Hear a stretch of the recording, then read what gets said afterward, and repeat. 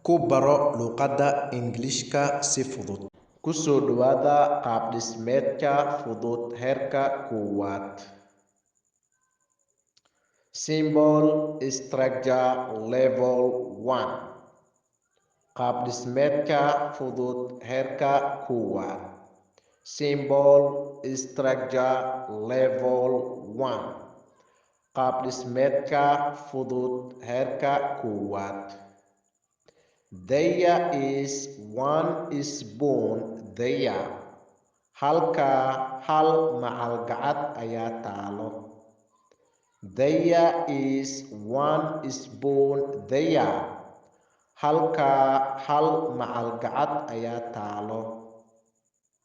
There are 4 keys on the table. Waxaa miiska saaran 4 fure. There are 4 keys on the table.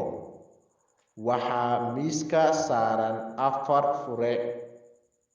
There are 3 boys here.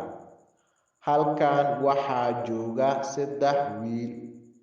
There are 3 boys here. Halkan waxaa jooga 3 wiil. There are 6 trees in the garden. Beerta waxaa ku yaal 6 geed.